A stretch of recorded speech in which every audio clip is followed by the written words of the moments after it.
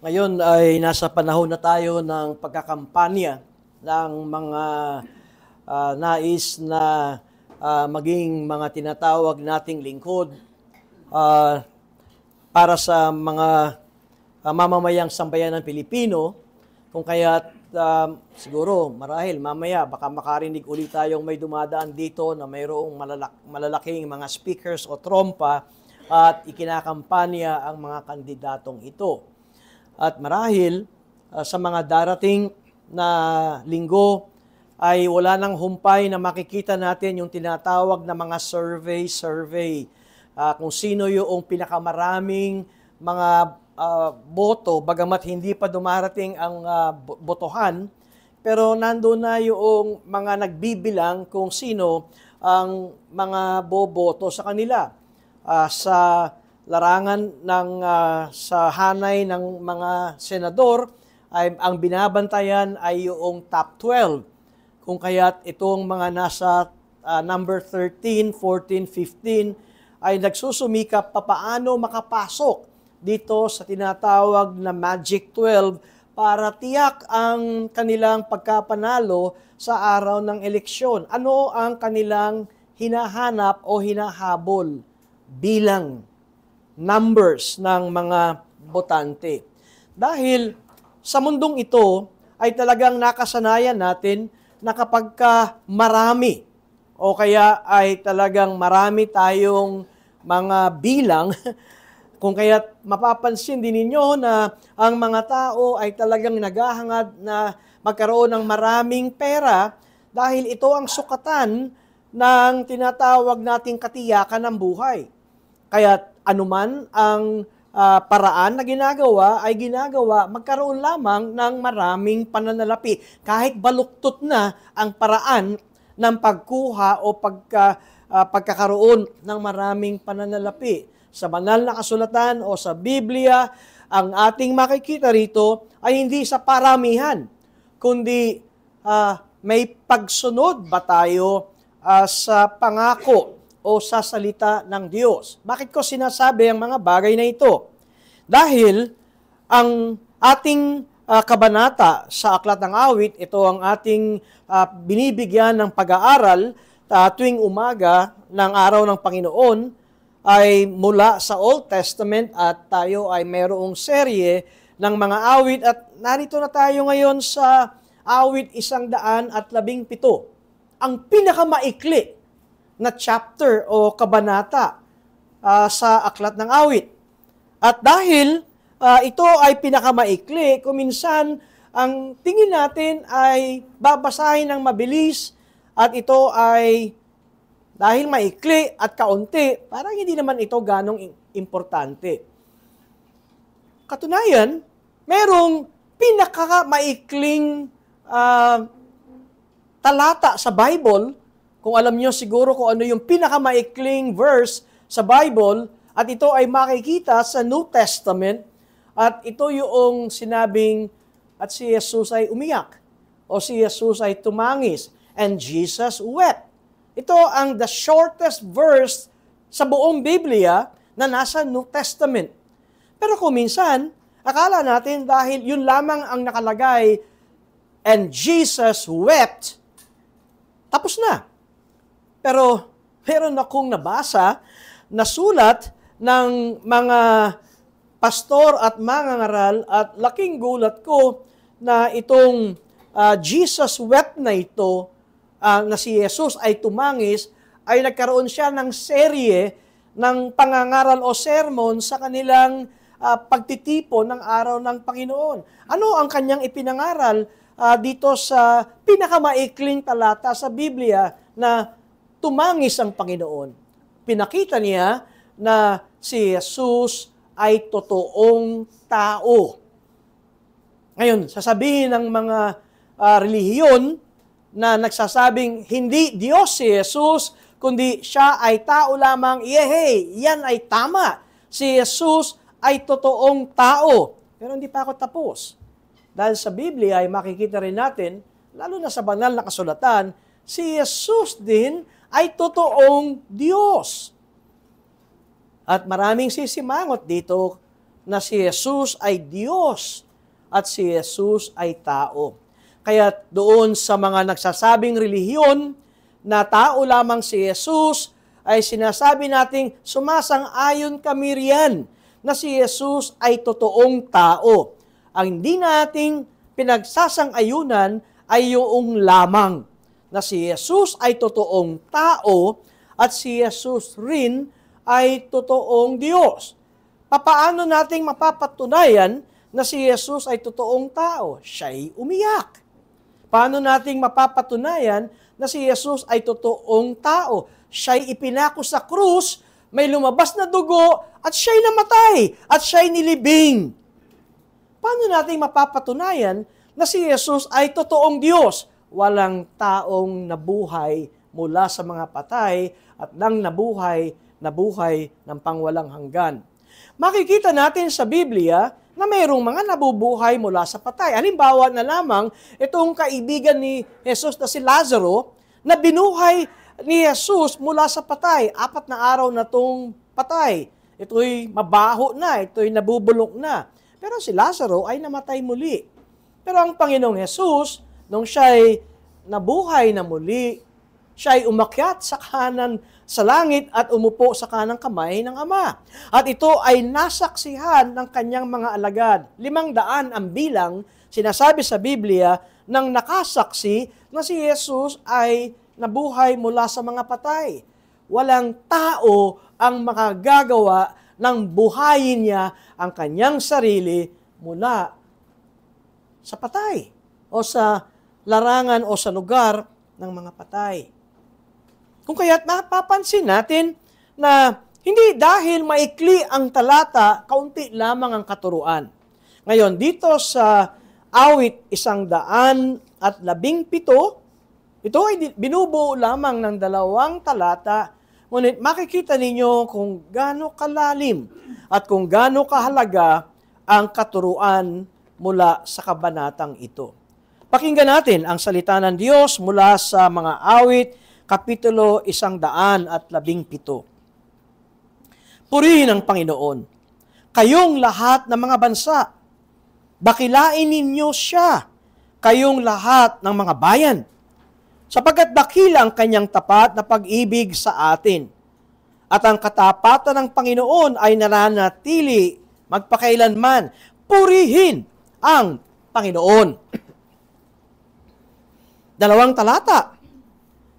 Ngunit, ayon sa mga mangangaral, ito ay napakadakila at ito ay napakayaman sa katuruan.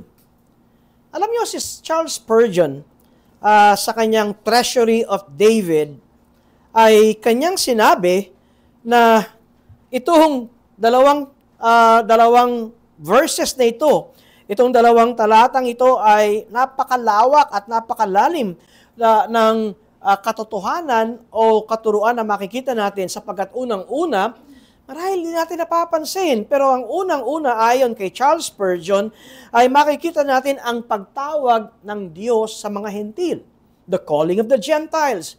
Makikita rin natin dito ang isang summary ng Ebanghelyo, the summary of the Gospel. At dito rin ay makikita natin ang direksyon ng totoo at tunay na pagpapala at plano ng Diyos. At ang tungkulin ng mga anak ng Diyos at ng kanilang mga pribilehiyo. Yan ang sinabi ni Charles Spurgeon sa kanyang The Treasury of David. Ngayon, si Martin Luther ay nagkaroon ng ganitong pag-aaral. Alam niyo ba, itong Psalm 117 ay nagkaroon ng 36 pages na pagsulat at devotion at teaching and exposition o pagpapaliwanag ni Martin Luther sa 2 talatang ito. Makikita natin na hindi dahil kaunti ay wala tayong mapupulot na katuruan. At ayon kay Martin Luther, ang sabi niya, ito ay prophecy.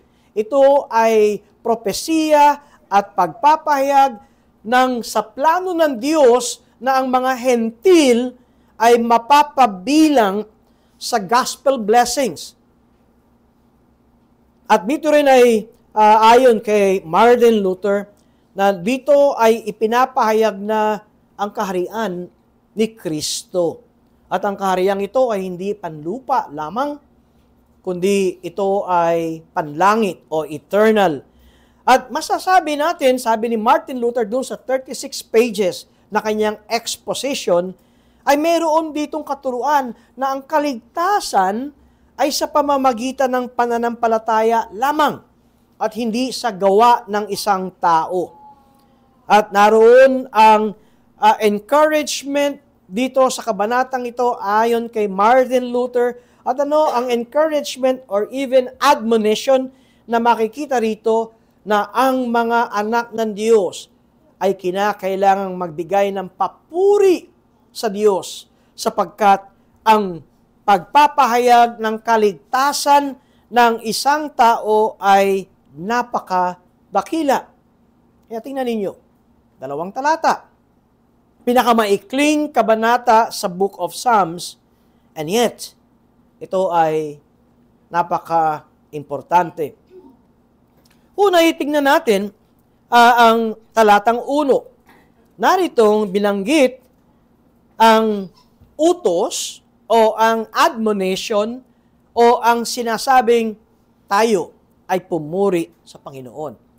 Pagdating ng talatang 2, ay naroon ang dahilan kung bakit tayo ay pupuri sa Panginoon. Ang sabi sa unang talata, purihin ang Panginoon. Matandaan ninyo na meron akong nabanggit sa aking pangangaral, yung tinatawag kong Egyptian Hallel, na kung bakit Egyptian Hallel, sa unang palamang ng talata at sa unang pagbukas ng kabanata, ay naroon kagad yung praise the Lord. Purihin ang Panginoon. At pagkatapos sa huli, ay naroon uli ang purihin ng Panginoon. Kaya kung titignan natin, sandwich, ang kabanatang ito, simula ito sa Psalm 113 na ang pagbibigay ng papuri sa Panginoon. Makita niyo yan sa inyong Biblia, Psalm 113, purihin ang Panginoon. At pagkatapos doon sa huli, purihin ang Panginoon. At dito sa pag-aaral natin, ay agad na mabilis ating sinasabing, ito ay patungkol sa pagbibigay ng papuri sa Panginoon. At ating mababasa, dahil 2 talata lamang, bakit nga ba kinakailangan natin siyang purihin? Sapagkat ang paliwanag dito, sapagkat dakila ang kanyang tapat na pag-ibig sa atin. At ang katapatan ng Panginoon ay nananatiling magpakailan paman. Ngayon,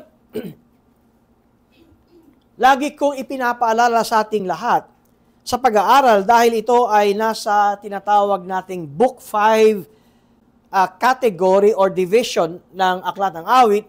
Ito ay binubuo ng 5 classifications o division.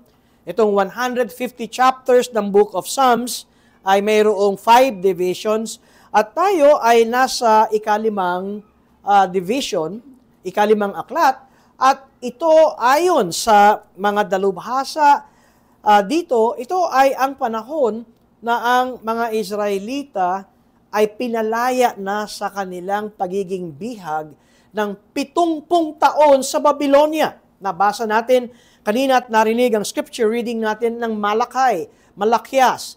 At ang panahon ng Malakyas, sila ay nasa Jerusalem na, binalik na sila sa Jerusalem ng bagong hari na si Cyrus, pero sila ay 70 taon munang naging bihag dito sa Babylonia. Matatandaan natin, si Nebuchadnezzar ang umatake sa Jerusalem at kinamkam at dinala ang lahat ng kayamanan ng ng Israelita, ang lahat ng mamahaling bagay na nasa templo sa Jerusalem ay kanilang kinuwat, ninakaw at dinala sa Babylonia. 70 taon na sila'y bihag sa malayong bayan. At pagkatapos ng 70 taon, ito rin ang pinangangaral ni Propeta Jeremias, 70 taon na kayo ay patitikimin at papahintulutan ng Panginoon ng inyong pagiging mga bihag. 70 taon na sila ay nagdusa. At ngayon, sila ay ibinalik sa Jerusalem.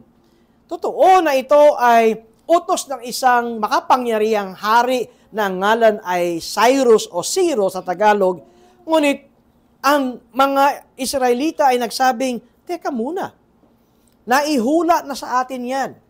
At yan ay sinabi na bago pa tayo maging bihag, na kung tayo ay mamumuhay ng may pagsuway sa utos ng Diyos, ito ang ating mararanasan.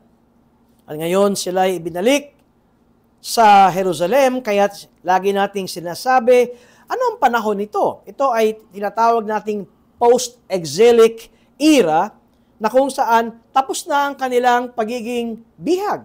Tapos na ang kanilang pagiging exile, at ngayon sila ay nasa Jerusalem. At narito ang kanilang pagpapahayag. Purihin ang Panginoon, kayong lahat ng mga bansa. Sinong bansa ang tinutukoy dito? Kayong lahat ng mga bansa. Marahil ang maaaring sabihin natin, ang tinutukoy dito ay ang bansang Israel. Kayong lahat ng mga bansa. Pero kung ang bansang Israel ang tinutukoy dito, ay pwede nilang sabihin na lamang, purihin ng Panginoon, tayong lahat na bayang Israel o ng bansang Israel. Ngunit iba ang pagkasulat dito. Ang sinasabi, purihin ng Panginoon, kayong lahat ng mga bansa. Punta muna tayo sa kahulugan ng mga bansa. Dahil ito ay Old Testament, ang pagkasulat dito sa orihinal ay wikang Hebreo. At ang wikang Hebreo ng bansa ay katunayan, ang Hebrew word ay goyim, G-O-Y-I-M, at ito ay may translation ng hentil, Gentiles. Bagamat maaring minsan ay magagamit ito sa bansang Israel, pero kadalasan, kapag nababanggit ang goyim, ang Hebrew word ng nation, ito ay patungkol sa mga hentil. Ang punto rito ay ito ay patungkol sa ibang bansa. Ito ay patungkol sa ethnic, pwede rin matawag nating mga tribo, mga lahi, mga ethnic groupings, kung kaya sila ay tinatawag na mga bansa. Plural, mga bansa. At sa pag-aaral natin ito, bagamat sabi ko nga, hindi natin nakikita na ito ay propesiya na darating ang araw, hindi lamang ang Israel o ang mga Hudyo ang magbibigay ng papuri sa Diyos, kundi ang Israel at ang mga bansa ay magpupuri sa Diyos. Paano ko natuntun ito? Dahil ano ba ang huling aklat ng Biblia? Apokalipsis, o kaya Revelation sa Ingles, o kaya kung pareho tayo ng Biblia, ay ang nakalagay sa akin ay Apokalipsis, at tingnan ninyo sa kabanatang 7. At alam din naman natin na kapag ang aklat ay yung Book of Revelation, ito ay tumutukoy ng buong kaganapan ng sangkatauhan sa kasaysayan, kung ito'y buong kaganapan, sa panahon natin ngayon ay meron pa tayong hinihintay na kaganapan. Ngayon sa Revelation, so aklat ng pahayag o aklat ng Apokalipsis, simula pa lamang ay ipinapakita na ang pagbabalik na muli ng Panginoong Jesucristo. At dito ay describe na siya ay nakasakay sa puting kabayo, ang kanyang mata ay nagniningas ng apoy, ang kanyang buhok ay simputi ng bulak, at may lumabas sa kanyang mga labi at ang lumabas na ito ay ang magkabilang tabak na matalim. At ito ay simula ng pagpapahayag, ang pagbabalik na muli ng Panginoong Hesus. Hindi pa ito nangyayari sa ating panahon. Ito ay hinihintay natin. Nawa, mayroon tayong pananabik ng paghihintay nito. Nung ako ay sinanay sa misa ng Roma Katoliko, ay meron laging tinatawag na let us proclaim the mystery of faith sa misa. At ano yung proclamation ng mystery of faith sa misa ng Romano Katoliko? That Christ has died, Christ has risen, and Christ will come again.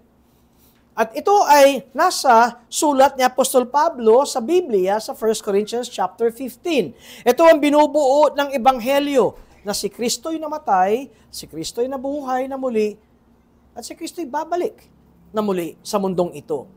Kaya maaring hindi natin nakikita dito sa Revelations chapter 7 verse 9 ay umuugma sa awit 117 patungkol sa mga bansa. At babasahin ko sa inyo ang Revelations chapter 7 verse 9. Pagkatapos ng mga bagay na ito ay tumingin ako at naroon ang napakaraming tao na di mabilang ng sinuman. Mula sa bawat bansa, sa lahat ng mga lipi, mga bayan, at mga wika na nakatayo sa harapan ng trono at sa harapan ng kordero. Alam natin si Jesus, ang korderong tinutukoy dyan, na nakasuot ng mapuputing damit. At may mga sanga ng palma sa kanilang mga kamay at nagsisigawan ng may malakas na tinig na nagsasabi, ang pagliligtas ay sa aming Diyos na nakaupo sa trono at sa kordero. At ang lahat ng mga anghel ay tumayo sa palibot ng trono at ng matatanda at ng apat na nilalang na buhay, at sila'y nagsipagtira pa sa harapan ng trono at sumamba sa Diyos na nagsasabi, Amen. Ang pagpapala, kaluwalhatian, karunungan, pagpapasalamat, karangalan, kapangyarihan, at kalakasan ay sa aming Diyos magpakailanman. Amen. Magugulat tayo na sa Psalm 117 ay naroon na ang pagpapahayag na ang mga bansa ay magpupuri sa Diyos. Ngayon, dito sa pahayag o sa Revelation chapter 7 ay ipinakitang mga bansa. Hindi ibig sabihin na ang lahat ng mga bansa ay maliligtas.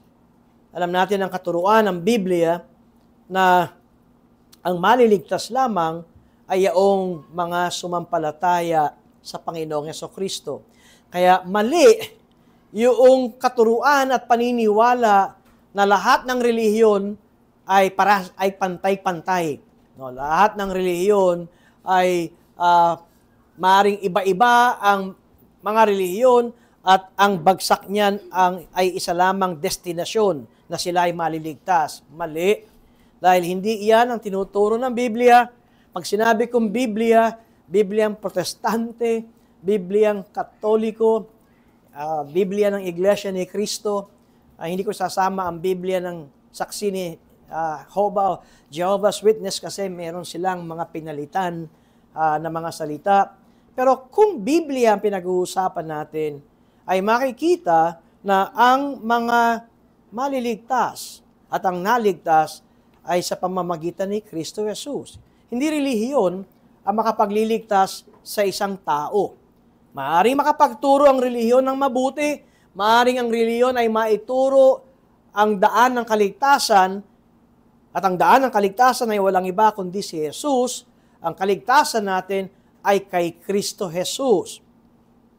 Kung kaya't dito sa nakikita natin sa Revelation chapter 7 verse 9, ang mga nagbibigay ng papuring na napakaraming tao na di mabilang.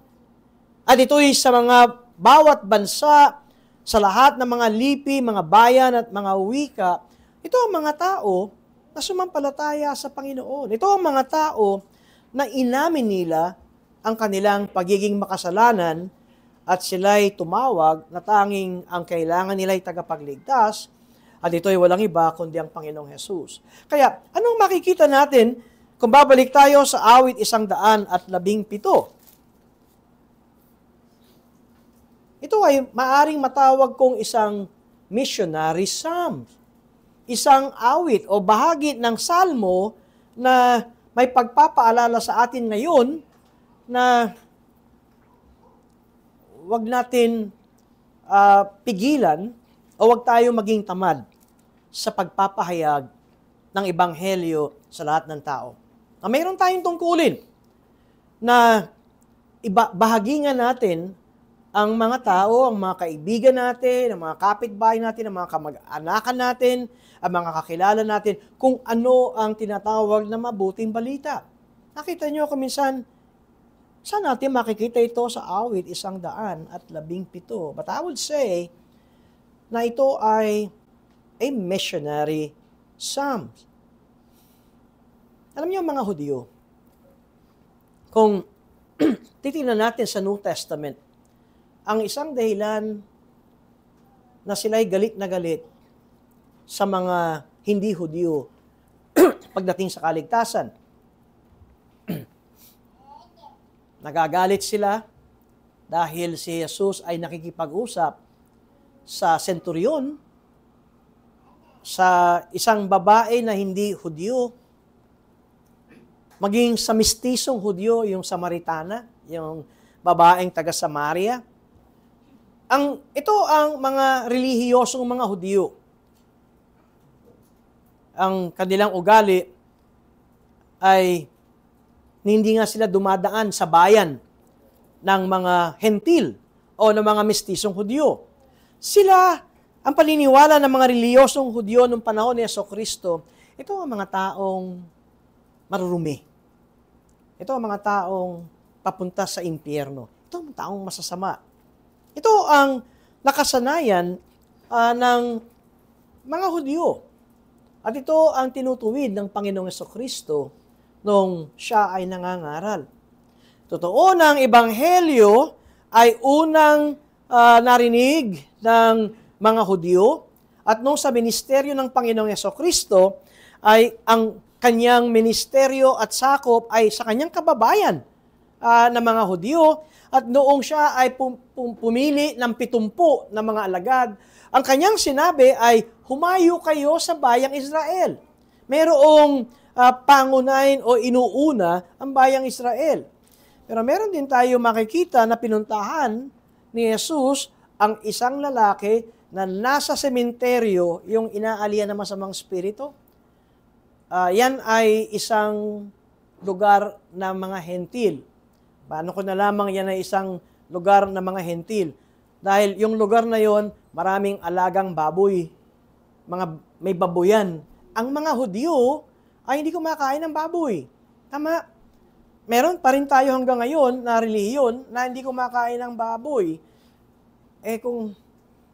Pero kahit naamoy nilang inihaw na baboy, nakasarap-sarap amuhin, ay talagang sinasabi nila, ito'y masama. Ito'y kasalanan. May sagot na tayo dyan. Hindi ang pagkain na nagpaparumi sa tao. Kaya, sarap kaya ng inihaw na baboy. May sausawang, sukat, bawang. Ako nilalagyan konting sili. Hindi ang pagkain na nagpaparumi sa tao, dahil inilalabas lang din naman yan natin. Ang nagpaparumi sa tao ay yung lumalabas sa kanyang mga labi. Bakit? Dahil yung lumalabas sa kanyang bibig, galing yun sa puso. At alam na natin, ang talagang masama sa tao ay yung puso ng tao. At para ang tao ay maging katanggap-tanggap sa Diyos, ang dapat ay mabago ang kanyang puso. At hindi kaya nating baguhin ang ating sariling puso. Ang Diyos lamang ang makakagawa niyan. Kaya dito sa puntong ito, kinausap ni Jesus itong mama na ito na inaalian ng masamang spirito. Siguro siya ay hubad-hubad. Tingnan ninyo, iniiwasan siya ng mga tao. Mismong kanyang mga kababayang hentil ay iniiwasan siya. Di lalo na ang mga Hudyo. Hindi sila pupunta roon. Pero si Jesus ay pumunta doon at hinarap itong tinatawag na demoniac na ito o inaalian ng masamang spirito. Ngayon, bakit ganito ang nakikita natin? Bakit si Apostol Pablo, ang kanyang ministeryo, ang sabi ni Pablo, ako ay binigyan ng ministeryo ng Panginoon sa mga hentil. Hindi sa mga Hudyo lamang. Nandun na sila Pedro sa mga Hudyo. Pati si Pedro ay napunta sa bahay ni Cornelio. Si Cornelio ay hindi Hudyo. Kaya, itong Psalm 117 ay pagpapahayag ng paglawak ng plano ng Diyos kung sino ang maliligtas. At totoong sinabi ni Apostol Pablo, lamang ang mga Hudyo. Patungkol sa kaligtasan, dahil ang sabi ni Apostol Pablo, sa mga Hudyo binigay ang mga salita ng Diyos. The very oracles of God were given to the Jews. Yun ang sinabi ni Pablo. At pagkatapos ay itinuloy ni Apostol Pablo ang blessing ng mga Hudyo sa Romans chapter 9. Yung una ay doon sa Romans chapter 3 nang sinabi ni Pablo sa talatang 1. Ano ang bentahe, anong advantage ng pagiging Hudyo? Well, number 1, sabi niya, sa kanila binigay ang salita ng Diyos. At totoo naman. Ang mga propeta ay mga Hudyo. Ang mga propeta ay galing sa lahi ni Abraham at tuloy-tuloy ng Diyos ay tumatawag ng propeta at ang ministeryo ng mga propetang ito ay sa Israel, sa mga Hudyo. At pagkatapos sa verse 9 ng Romans, or rather chapter 9 ng Romans, ang sabi ni Pablo sa verses 4 and 5, theirs is the adoption as sons, theirs the divine glory, at even the covenants ay ibinigay sa kanila. Yung 10 Commandments, yung moral law ay ibinigay sa kanila. Yung temple worship, yung pagsamba sa Diyos, ay ibinigay sa mga Israelita. Yung pangako ng Diyos ay ibinigay sa Israelita. At hindi lamang yon. Yung patriarchs, yung mga ninuno na pinagpala ng Diyos, at kung saan galing si Jesucristo. Si Jesucristo ay Hudyo. Kaya sa bagay na yan, talagang sila ay pinagpala. Kung matatapos tayo doon, walang pagpapala ang mga hindi Hudyo. Kung gusto mong ikaw ay mapabilang sa blessing, dapat ikaw ay maging Hudyo. Pero hindi natatapos doon ang plano ng Diyos. Ang hindi nakita ng mga Hudyo, nang tinawag ng Diyos si Abraham, ay narong pinangako ng Diyos at ang Diyos ay gumawa ng tipan kay Abraham, ikaw at ang salinlahi mo ay aking pararamihin kung makaya mong bilangin ang bituin at ang buhangin o ang butil ng buhangin sa karagatan, ganyan karami ang iyong magiging salinlahi, Abraham. At may sinabi ang Diyos kay Abraham, mayroong manggagaling sa iyo na magiging blessing, pagpapala ng maraming bansa. Sino yun? Si Jesucristo. Madali minsan tayong mamalikmata. Alam mo yung tinatawag natin kumisa ng mga blinders. Bakit di nakita ito ng mga Hudyo? Bakit masyado silang exclusive? Kami lamang ang maliligtas. Kaya nga, kung meron silang proselyte o yung mga hentil at para mapabilang ka sa pamilya ni Abraham, ang ginagawa nila ay kinakailangan ikaw, hentil, ay maging katulad namin. Yun yung proselyte.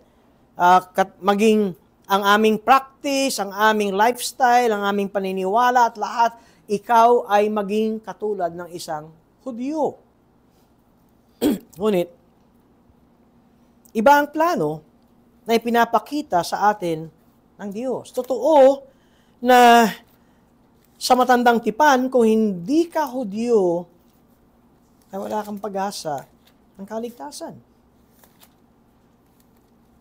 Ngunit mayroon tayong bagong tipan, mayroon tayong New Testament. Sa Old Testament, tumatakbo pa ang plano ng Diyos ng kanyang pagpapahayag ng pagliligtas ng isang makasalanan.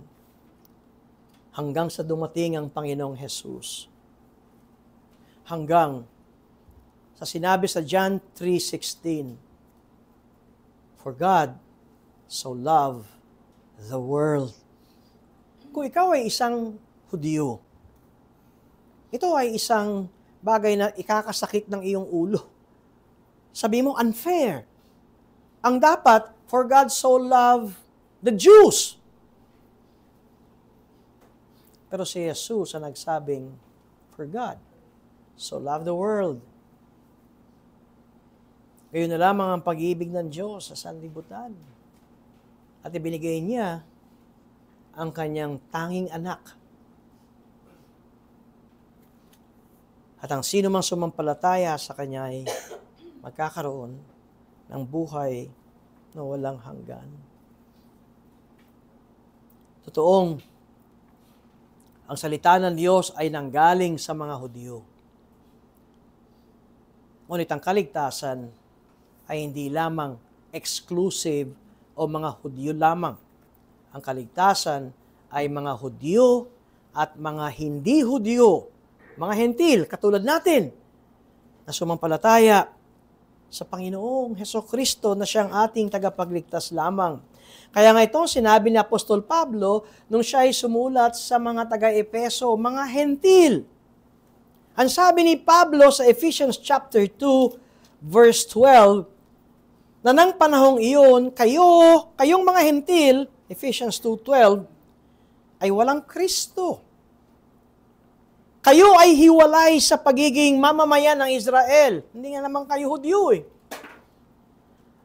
At kayo ay mga dayuhan sa mga tipan ng pangako. Walang pag-asa at walang Diyos sa sanlibutan.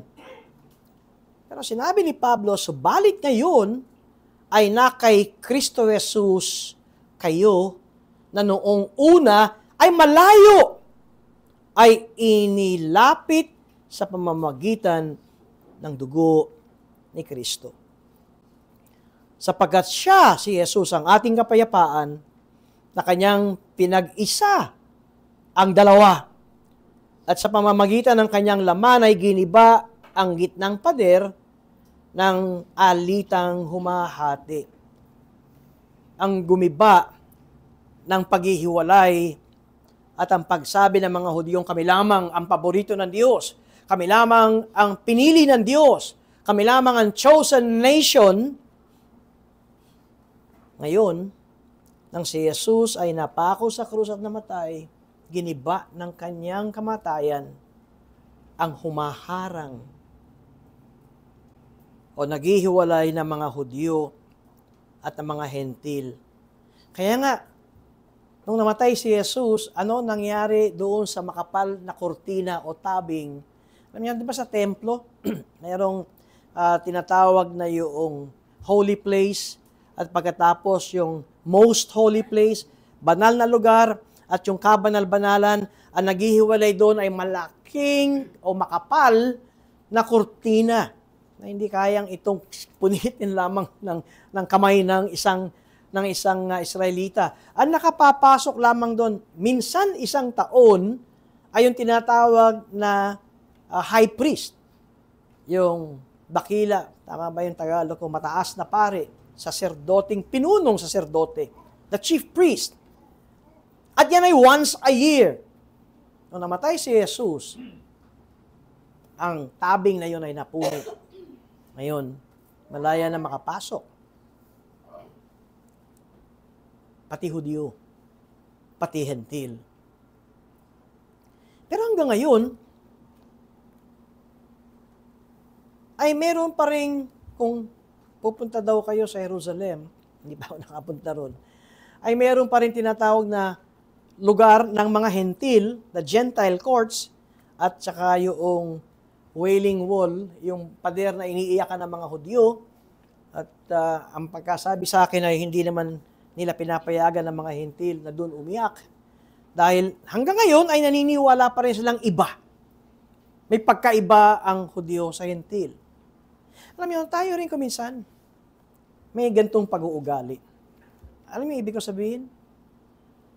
Minsan tayo ang namimili kung sino ang Kristiyano o hindi. Ibig sabihin, tayo ang namimili kung sino yung sasamahan natin o hindi. Tayo yung gumagawa ng mga kondisyon kung sino ang totoong Kristiyano o hindi.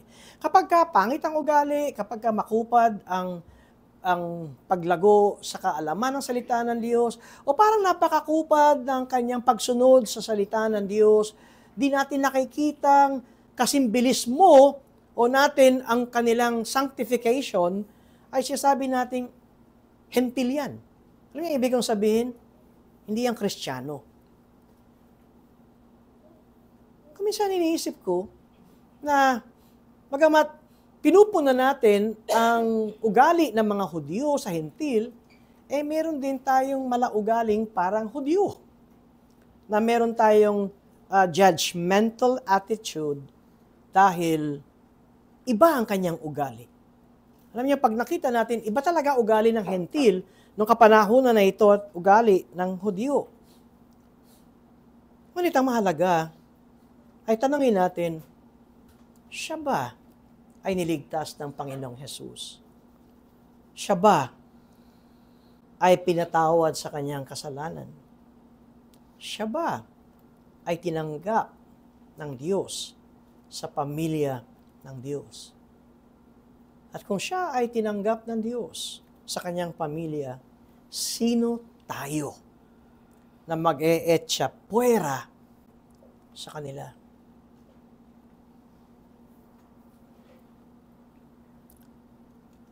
Ngayon, nakita natin itong lihim sa awit 117. Ngunit, bakit tayo magpupuri? Ang sabi ko ay unay inaatasan na ang lahat ng mga bansay magpuri. Ngayon, ang lahat ng mga bansay binubuo ng mga Hudyo at mga hentil na mananampalataya. Ngayon, bakit tayo magpupuri? Sapagkat dakila ang kanyang tapat na pag-ibig sa atin. Ang Ingles ng dakila dito ay great. Tama ba? Sa ating English Bible. At ayan kung basahin ko sa inyo yung ESV. Psalm 117 verses 1 and 2. Praise the Lord, all nations. Extol Him, all peoples. For great is His steadfast love. Ano ang pagkaintindi natin ng salitang great? Kadalasan, ang intindi natin dito ay malaki. Dakila ang ginamit sa Tagalog, ito ay malaki. Pero ang isang meaning ng great sa Hebreo ay hindi lamang malaki, kundi makapangyarihan. Anong ibig kong sabihing makapangyarihan?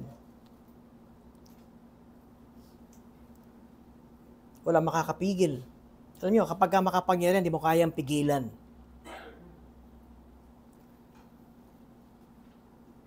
Kaya nga't karugtong dito, sapagkat dakila ang kanyang tapat na pag-ibig sa atin at ang katapatan ng Panginoon ay nananatili magpakailanman. Dahil ang tapat na pag-ibig at katapatan ng Panginoon ay dakila. Hindi lamang yung kahanga-hanga, hindi lamang yung malaki, kundi makapangyarihan. Ang ibig kong sabihin, hindi mapipigilan ninuman ang pag-ibig ng Panginoon. At kung maunawaan natin ito, at kung ikaw ay isang Kristiyano, Kung ikaw ay isang totoong anak ng Diyos na palahulog sa kasalanan, alam niyo ang ibig ko sabihin? Parang umiiyak ba tayo kapag tayo ay nahulog sa kasalanan? O yung madalas yung marinig sa akin, inuuntog niyo ba yung ulo niyo sa dingding? Ba't ko ba ginawa uli yun? Ba't ko ba ginawa uli yun? Alam niyo, kinakausap niyo ba ang sarili niyo? Alam ko nang mali yun eh. Ba't ko ginawa uli yun? Tapos yung tog mo, saan? Mamili ka na. Sa mesa, sa dingding.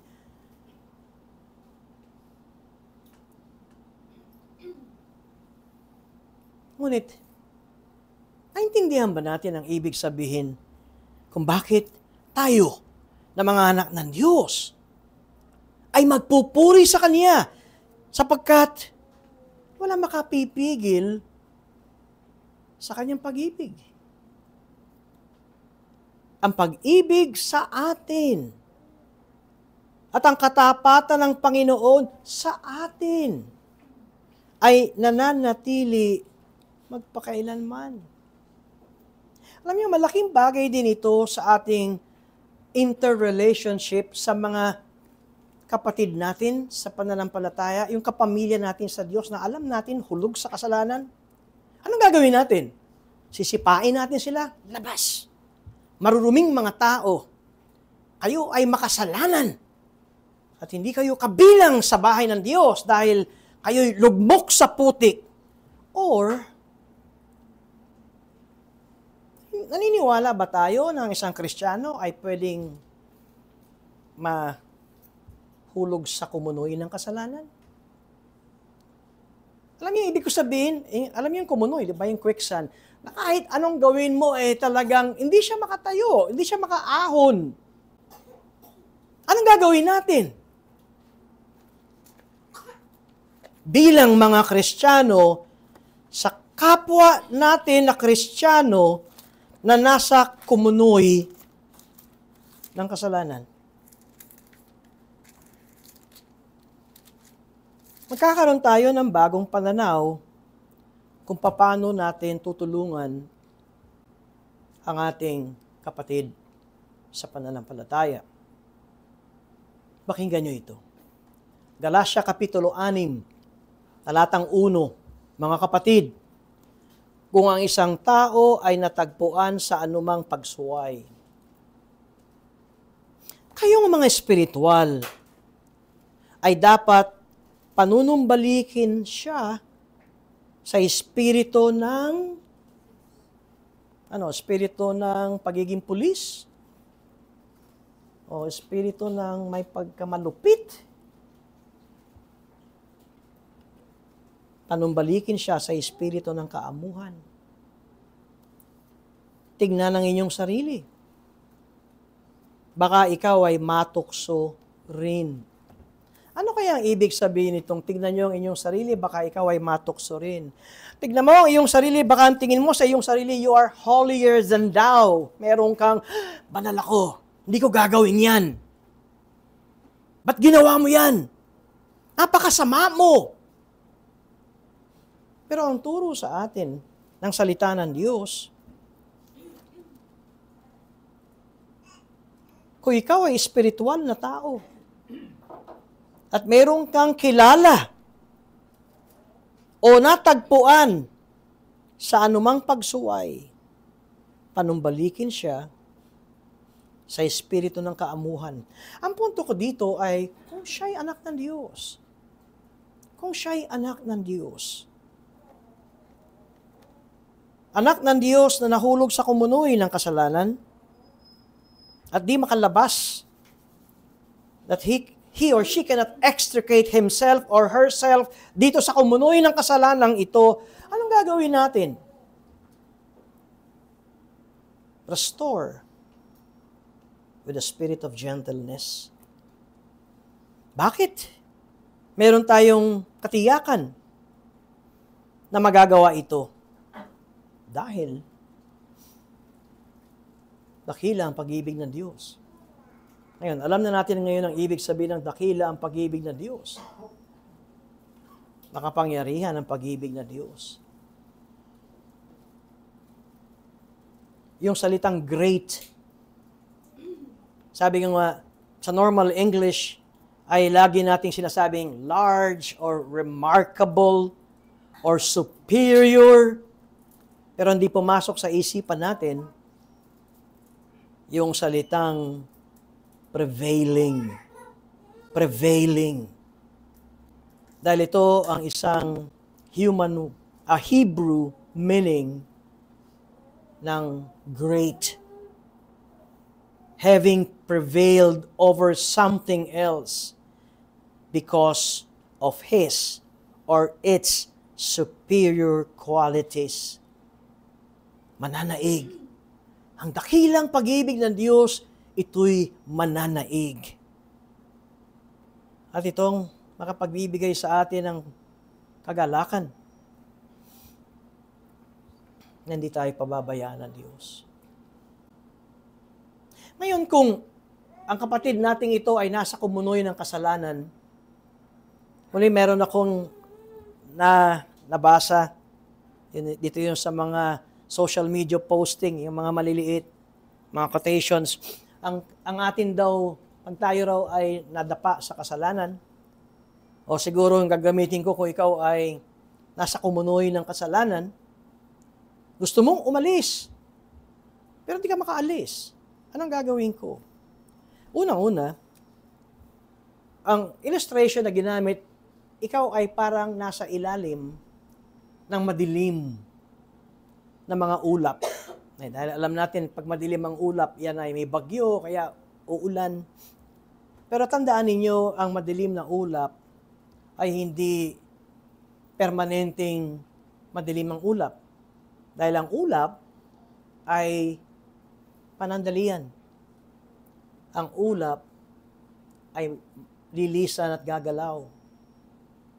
Ito ang buhay ng isang Kristiyanong nasa kasalanan. Na siya'y nasa ilalim ng madilim na ulap. Pero ang huwag mawawala sa atin ay yung langit. Dahil yung langit ay mas mataas kaysa sa ulap. Alam niyo yan, kung kayo madalas sumakay ng eroplano, yung eroplano nga natin 35,000 lamang ang 35,000 feet lamang ang taas. Pero nakita niyo ba yung habang nasa elevation ng eroplano ay unti-unti, kapantay mo na ang ulap, maya-maya, nasa ilalim mo na ang ulap. 35,000 feet pa lamang yan.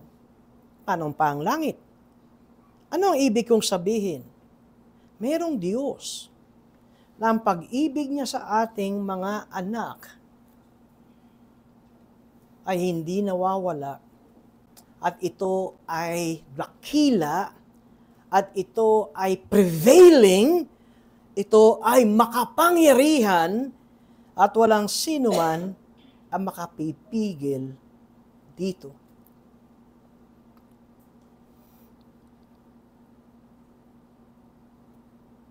Maaring sa ngayon, kung ikaw ay nasa kumunoy ng kasalanan, huwag kang mawala ng pag-asa. Parang gusto mo nang kumawala at di mo kayang umahon. At kuminsan, alam natin, sa buhay ng isang Kristiyano, ang kasalanan ay masakit. Parang ito ay tuklaw ng kamandag ng ahas na masakit. Hindi ko alam kung totoo yung nabasa ko uli sa social media. Pag tinuklaw daw ng ahas yung tupa, hindi mamamatay yung tupa. Ewan ko kung totoo ito. May tanong nga sa scientist. Ang mangyayari, maaring mamaga ang kung saan tinuklaw itong tupa na ito. Bakit ganoon? Dahil yung dugo daw ng tupa ay antidote sa kamandag ng ahas. Pero kinakwento ko lang sa inyo kung totoo. Ang point, papangit siya, mararamdaman niya ang sakit ng kamandag ng ahas, but that would be for time being. Dahil kapag nakarecover ang tupa, ay siya ay muling tatayo at magiging malakas. Ito ang anak ng Diyos na lugmok sa kasalanan. Dahil Binigay ni Jesus ang kanyang buhay, ang kanyang dugo, ang kanyang kamatayan para ikaw ay kanyang iligtas. Nawa kapag dumating tayo doon sa Roma Kapitulo 8 na sinasabi ni Apostol Pablo, at dito sa may talatang 38 at talatang 39, sapagkat ako'y naniniwalang lubos. Ito ang firm, sapagkat ako'y naniniwalang lubos, na kahit ang kamatayan man, ni ang buhay, ni ang mga anghel, ni ang mga pinuno, ni ang mga bagay na kasalukuyan, ni ang mga bagay na darating, ni ang mga kapangyarihan, ni ang kataas-taasan, ni ang kalalin-laliman, ni ang alinpamang nilalang, ay hindi makapaghihiwalay sa atin sa pag-ibig ng Diyos na kay Kristo Jesus na Panginoon natin. At kung bakit meron tayong katiyakan sa ating kinabukasan, hindi dahil sa atin, kundi dahil sa pag-ibig ni Kristo. Dahil ang kanyang pag-ibig ay prevailing, ito pa, ang kanyang pag-ibig at katapatan ay unshakable. Nagmamasdan ko yung mga buildings sa Myanmar at buildings sa Thailand. Nung naranasan nila ang earthquake na magnitude 7.7, napanood nyo rin ba? Yung sumasayaw, yung mataas na building. Napanood din ba ninyo yung nagsiswimming na kung siguro hindi nakakapit yun, tumilapon yun. Nung unang pinanood ko, bakit? Saan ang gagaling yung tubig sa building, sa tuktok? Swimming pool. Pero nakita niyo kung paano sumuway at mag-wave. Hindi naman bumagsak. Maraming salamat sa ating modern technology ng mga structural fits, ng mga structural engineer. Pero, nakita niyo yung mga tao sa loob ng building? Kung paano sila itilapon sa loob at kung gaano kalakas ang galaw. Kahit matalino ang tao, hindi nila kayang labanan o pigilan ang sway o ang galaw ng kanilang building. Maring tagumpay sila na hindi ito nawasak, pero ito'y sumayaw. Pero itong sabi ng salita ng Diyos. Ang salita ng Diyos, ang pangako ng Diyos, kailanman will be unshakable. Hindi sasayaw ito sa anumang problema ng ating mundo. Ito ay matibay na saligan. Kaya't kung tila ikaw ay parang nawawala ng pag-asa sa nangyayari sa mundong ito, sabi ko lahat ay gagalaw. Ang lahat ay sasayaw. Ang lahat ay matitinag. Ngunit ang salita ng Diyos, ang pangako ng Diyos, ay mananatili magpakailanman. Ano yung sinabi ni Jesus? Kung ang langit at kung ang mundo ay mawawala. Kung matatandaan ko, ito ay nasa Mateo Kapitulo 7. At nais ko nang basahin sa atin ang tama.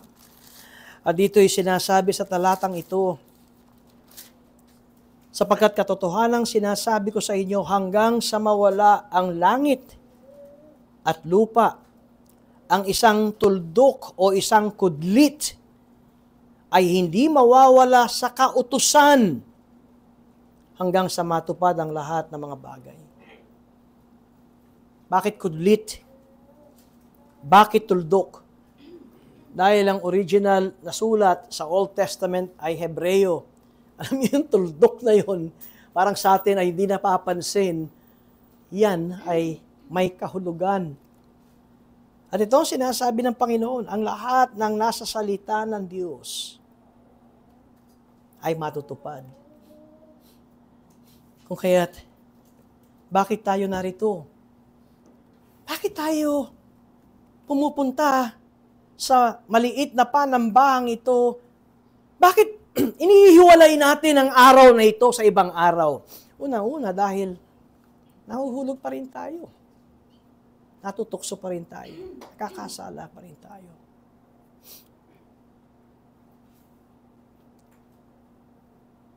At sa pagpunta natin sa panambahang ito, sinasabi natin, salamat Diyos. Nung binabasa ko ang Psalm 117, sabi ko, oo nga. Bakit tayo mga hentil ay hindi tuwan-tuwa na tayo ay napabilang sa pamilya ng Diyos? Naitanong ba ninyo sa isipan, sa inyong sarili ito? The fact na tayo ay mapabilang lamang sa Commonwealth ng Israel, para sa akin, okay na yun. Pero hindi ito para bang dahilan at paliwanag ng mga Gentile Christians na, yay, kabilang ako sa pamilya ng Diyos. Na ang una ay naroon lamang ang pagkilos ng Diyos sa bayang Israel. Dahil ang Diyos ay matapat. Because God is the faithful God. And because God does not lie. Hindi siya nagsisinungaling sa kanyang salita. Or because God does not vary in His commitments. Hindi katulad natin, may marinig lang tayong masamang sinabi ng ating brother or sister, ayoko na sa kanya. Hindi ko na siya papansinin. No, our God does not vary in His commitments. The love of our God to His church, to His children, prevails. And it is because God's love does not vary. Therefore, we can trust Him. Kaya ako narito tuwing araw ng Panginoon. Hindi dahil konsensyahan. Hindi dahil baka may masabi ang pastor o ang diakono o ang ibang brothers. It's because I love God. Dahil ako'y makasalanan. Niligtas niya ako, pero ako'y makasalanan pa rin. Binago na niya ang aking likas na makasalanan, pero nandun pa rin kabilis na ako'y magkasala. And the proper attitude for a Christian, inaamin natin na tayo mahina. And yet, whenever comes this day, oh Lord, thank you for your grace. Thank you for your mercy. Thank you for your prevailing love. Thank you for your great love. Ito ang malaking kawalan sa mga hindi sumasampalataya sa Diyos. Ang Psalm 117, kaya sila pumupuri sa Diyos, ay dahil nauunawaan nila ang kanilang pagpupuri sa Diyos. It's because of God's great steadfast love. Steadfast, hindi nagbabago. Great is prevailing. Kaya't hanggang sa huling hininga natin, kung tayo ay anak ng Diyos, makakatiyak tayo na naroon ang pag-iingat at gabay sa atin. Alam niyo ang aking sanctified imagination. Ang susundo sa mga namamatay ay hindi anghel, sa akin lang, kundi si Kristo. Marami na akong narinig na Christians na alam nilang mamamatay na sila at mga ilang sandali ay namatay sila at sinasabi nilang, nakita ko si Kristo. Sa Bible na lamang, si Stephen, natandaan niyo si Esteban? Bago siya patayin, bago siya patayin ng pagbabato ng mga bato, merong sinabi si Esteban, nakita ko si Kristong nakatayo. Ang sinabi ni Jesus, ako ang daan, ako ang katotohanan, ako ang buhay. Wala makapupunta sa Ama kundi sa pamamagitan ko. Sabi ko nga, yung aking sanctified imagination, ang tingin ko ang kamay ng Panginoon, ang hahawak sa kamay ng namatay. Ang isang Kristiyanong namatay, siya ay namatay sa lupain ng mga buhay ng mga tao. At ngayon, siya ay ililipat sa lugar ng walang kamatayan. Anong kinakatakutan natin? At kung meron tayong ganitong perspective, magiging iba ang pananaw natin sa pagsamba sa Diyos. Naalala kong nabanggit din sa scripture reading kanina yung ikapu. Nagnanakaw na yung mga pare, hindi na sila nagbibigay ng ikapu. Well, tayo, hindi natin pinupukpok sa pulpito, mag-ikapu kayo, mag-ikapu kayo. Alam niyo bakit? Dahil kung mahal niyo ang Diyos, ang pera ay maliit na bagay para sa ating ugnayan sa Diyos. Pero dahil alam natin na importante ang pananalapi sa mundong ito, hindi tayo magmamaramot na magbigay. Pero hindi kinukonsensya at hindi pinupukpok at tinatawag na magnanakaw ang hindi nagbibigay ng pera.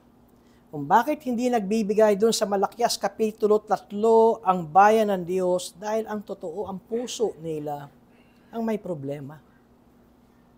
At kung maayos ang puso natin, we will be generous giver. Ang pagbibigay natin will be cheerfully. Dahil sasabihin natin, maging ang material kong kayamanan ay galing sa iyo, Panginoon. Ngunit higit sa lahat, ang aking kaligtasan at mapabilang ako sa iyong pamilya, ang pinakaganap para sa akin. Manalangin po tayo. Kami po ay nagpapasalamat, Panginoong Diyos, sa narinig po naming pagpapaliwanag ng aklat na ito ng awit sa kabanatang 117. Kahanga-hanga kung papaano na ang 2 talata ay mabigyan nyo kami ng napakalawak na paliwanag at pangunawa ng inyong dakilang plano na ang maliligtas ay napakaraming mga tao na di mabilang. Binigyan nyo na po kami ng patikim, pinasilip nyo na po sa amin ang mangyayari sa mga huling araw na ang inyong mga anak ay nagtitipon sa langit na nagbibigay ng papuri sa inyo. At maraming salamat sa pagdidiin nyo sa amin kung anong uri ng pag-ibig ang ibinigay nyo sa amin. Ama, maraming salamat. Hindi nyo ipinagkait ang inyong anak na si Jesus, na siyang napako sa krus, siyang namatay sa kabayaran ng aming mga kasalanan at nabuhay na muli. Na darating ang araw, ang lahat ng mga nangamatay na mga anak ng Diyos ay makakalasap din ng resurrection, ng pagkabuhay na muli. At nung kayo, Panginoon, ay umakyat sa langit, kayo ay umupo sa trono, sa kanang kamay ng Ama. Habang hinihintay namin ang inyong pagbabalik na muli, kayo ay patuloy na namamagitan sa amin. Kaya't, naway, ito ang magbigay sa amin ng kapayapaan sa bawat sandali. Maaring kami man o ang aming mga kapatid ay lugmok sa kasalanan ngayon. Bigyan niyo po kami ng kakayanan na may kahinahunan na sila'y maiahon namin sa kasalanan. At nawa sa mga nakikinig na ito na hindi pa mananampalataya, ito ang maging daan na sila'y lumapit sa inyo, Panginoon. At kanilang sabihing, kailangan nila ng kaligtasan. Kailangan nila ng tagapagligtas sa kanilang makasalanang pamumuhay. Kayo, Panginoon, ang magbigay ng conviction sa kanilang mga isipan at sa gayon sila'y lumapit sa inyo. Ito ang aming dalangin, Ama, sa ngalan ni Jesus. Amen.